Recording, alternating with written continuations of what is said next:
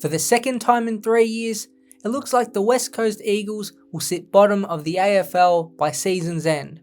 The most powerful club in Western Australia isn't used to long periods down the bottom, but 2025, if it wasn't already known, has confirmed this club rebuild will be long and teething. Sure, there is still a bit to gain from this season, mainly playing some of these kids and a mid-season pickup, but it's the off-season where a lot of the inner work will be done, especially around their list management. A big part of that is one of their co-captains in Oscar Allen. Where do you even start with Allen? The 26-year-old should be in the heart of his prime as a defender or forward, but instead has had injuries interrupt his play and his future be a constant distraction. Now, some of this is due to bad luck, but some of it down to his own actions.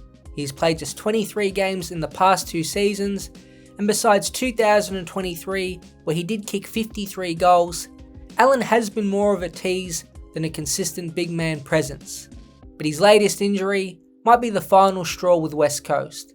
A lower leg/Achilles, initially listed as a medium-term concern, has now turned into season-ending surgery on his knee.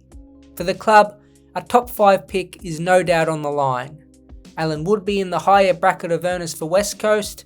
He is their captain and is likely to get a significant deal from another AFL club, and that's looking like the Brisbane Lions, and all of this would add up and equal very high compensation for West Coast.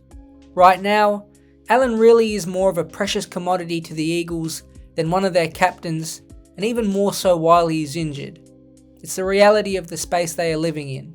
Of course, he could stay, but you would think by now he would have already signed on, and all the media reports point towards an exit and most likely to Brisbane. It's been a messy saga all around and hasn't benefited anyone. Allen meeting with Hawthorn senior coach Sam Mitchell was a big story. Some thought it was wrong, others believing it's just the new age. And then making Allen apologise in front of the media with John Worsfold beside him added an extra layer of embarrassment. Allen on field hasn't delivered for 2 years now, and hopefully for West Coast's sake, a top 5 pick for him leaving would be at least some gain out of the complex relationship. But Oscar Allen, you can argue, is the least of their concerns. It certainly is for senior coach Andrew McQualter. On field, not much is going his way. In little bursts, we have seen the Eagles pressure well and play a manic ground ball game, which McQualter is trying to emulate from his time at Richmond. The problem is, the cattle he has is well off that premiership winning pace. A big concern right now is with the midfield. Now, the Richmond teams that won those premierships didn't have dominant midfields. In fact, in 2019, the Tigers won the least amount of clearances per game and still went on to win the flag that season. However, they didn't get punished heavily from the stoppage game, and despite winning the least amount of clearances per game, their stoppage scoring differential was just minus 0.6, which was mid-table. In 2020, in the following year, Richmond was again 16th for clearances won per game, yet had a plus 0.2 scoring differential from the source per game. It shows when the opposition won a clearance, those Richmond teams could defend it well enough, and when they won a stoppage, they scored at about a league average rate. Pair this with the elite turnover game they had, and it's why they were a dominant team. Now, the Eagles currently in the clearance game actually match up. They don't win many. 31 per game is last in the competition, but the bigger problem is the minus 13 points per game. It has to be the biggest worry for McQualter.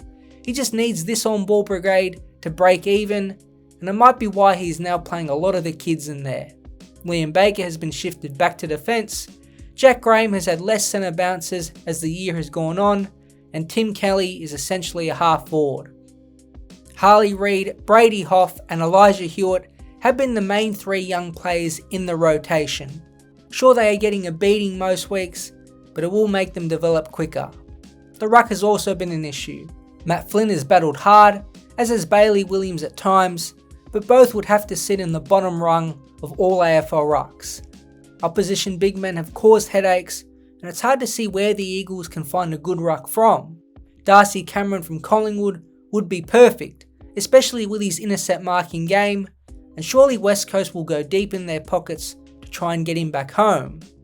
Before the transition and turnover style McQualter wants, the midfield is not the be all and end all, so getting these guys midfield hardened in terms of transition running will help them fix this on-ball issue. In the back end of this year, a lot of it will be left to those kids. The little things are also adding up and becoming big problems on field. Ground balls across the field and inside 50, tackles inside 50, loose ball gets, and contested possessions won post clearance have West Coast sitting 15th or worse in each of the stats. These are the important ones that we don't realise watching games live, but make a huge impact in play. Again, all of these are associated with Richmond, like the manic forward half pressure, crumbing from packs, and winning those critical contests when loose balls are kicked out. Now the Eagles don't get a lot of inside 50s, so that does need to be taken in consideration, but these stats show West Coast are losing one-on-one battles and 50-50 balls all over the field. We know the small forwards are critical in the modern game, and despite bringing in Matt Owi's last trade period, who has been injured, and Tyler Brockman in the one before, it hasn't quite worked on field. Liam Ryan is talented, but doesn't really apply a lot of heat, and Jamie Cripps is more in the mould of a Jamie Elliott than a traditional pressure forward. It's an important part of the way McQualter wants to play, and like with the ruck, trying to find a solution will be difficult. However, a couple indicators are green and show McQualter's plan is working at least a little bit of the time. The Eagles are 12th for intercept possessions per game, above the likes of Brisbane, Fremantle and the Western Bulldogs, but more importantly, they are converting a chain starting from defensive 50 to a score 9.2 times per game, which is 9th. Yep, these stats are only mid-table, but in the context with everything else, it's at least showing this team is capable of intercepting the ball a decent amount, and when they get it from defensive 50 to their own 50, they can actually be potent. Now getting the ball more often from defensive 50 to the forward 50 is a bit of a challenge, and it's a trademark of most good teams, but again, it's the first little sign McQualter is getting things going. But we all know there is a ton of work to do. As of right now, a few pieces of this rebuild puzzle seem to be in place. Mid-season pickup Tom McCarthy looks to be one of them, and alongside Ruben Ginbey, Ryan Marich and Harry Edwards in defence. The midfield as mentioned before look to have a future, but up forward is probably the place where new talent is needed. Despite this upcoming draft looking heavily compromised, West Coast should have 3 first-round picks, their own and a compensation one for Allen, both should be top 5, and a third one in Hawthorns. It's a base to get in another set of youngsters. But there is still such a long way to go. Still feels like 2 or 3 drafts away before enough young kids have even come in, and then another further 2 or 3 to develop them. Most of us thought this going into this season, and a touch over the halfway mark, it is tough living at the bottom of the AFL, and a rise for West Coast still seems years away.